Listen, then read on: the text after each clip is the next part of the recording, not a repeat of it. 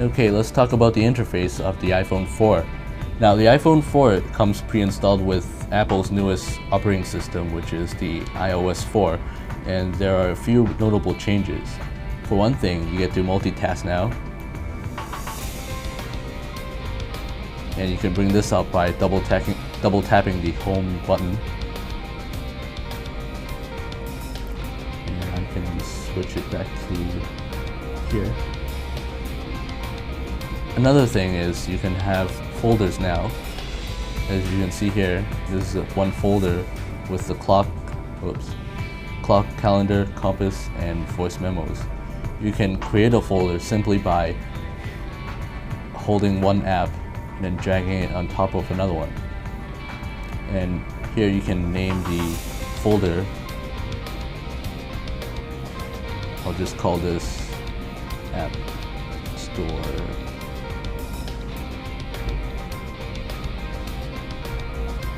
Plus iTunes.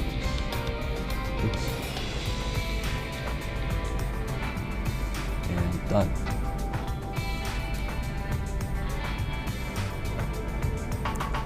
And also,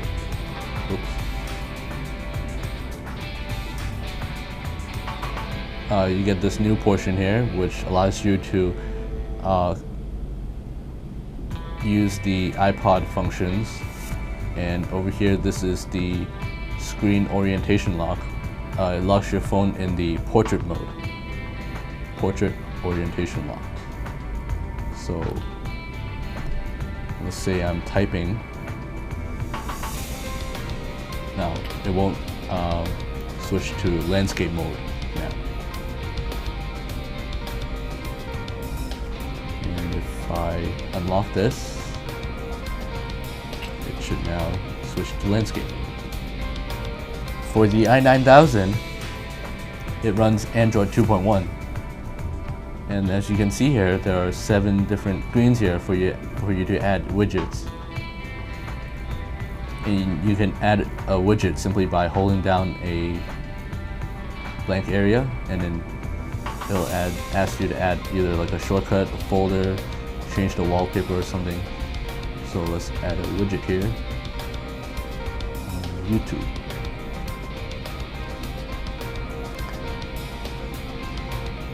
There's also multitasking on this phone.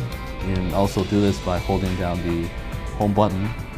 And as you can see here, there are different processes that I started, and I can simply jump between each task by switching here.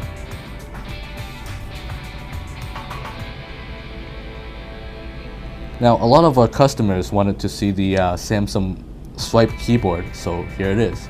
You can activate here by holding down wherever you're typing, and then you can select input method. And I'll select Swype here, and then let's compose. Alright, so basically you're just connecting the characters together to form a word. So let's say hi, I would connect H and I, and it will bring up the hi. There's also an application here that shows you all the different applications that you have on the i9000. It looks very similar to the iPhone's interface, as you can see.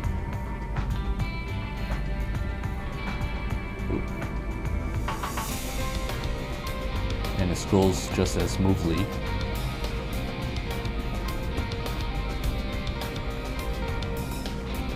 And here we have the settings. Internet, calculator, and you can install more apps if you want by going through the marketplace. Now let's see the quality of the video playback from both of these devices. Here I'm going to play the Iron Man 2 trailer in HD. Oops.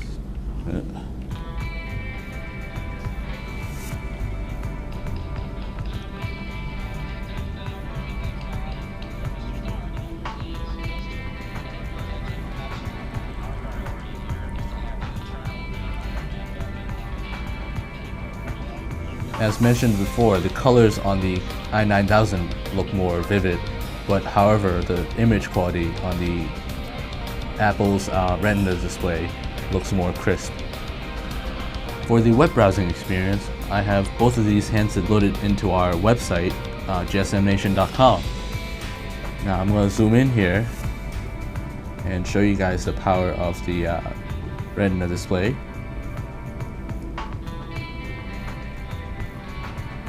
Here I've zoomed up very close into some of the text and identify like the little individual pixels. Now for the i9000, I'm going to zoom up to the closest here also. And if I look closely enough, I can start to see the little individual pixels.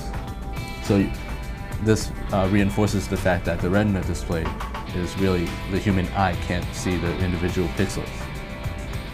Now I'm going to zoom back out. And navigating around the website, the iPhone 4, I think it feels slightly smoother to move around. But for the i9000, I noticed a little bit of a lag as I'm moving around. But it shouldn't be too bothersome. So to wrap it up, both phones are definitely one of the best smartphones in the market available now. Although much credit goes to Apple for setting the bar high, we think that other manufacturers have finally caught up. Whereas there is little that separates both phones, we believe the Samsung Galaxy S is the winner by only a little slight margin. We have come to this hard decision by weighing different options, which includes the ease of availability of the phone, pricing on which the Samsung beats the iPhone 4 by miles, possibilities on the Android platform, and the fact that the Galaxy S is going to have a Flash-enabled browser with Android version 2.2, aka Froyo. So here it is from us at GSM Nation. Thank you so much for tuning in, and keep your comments coming.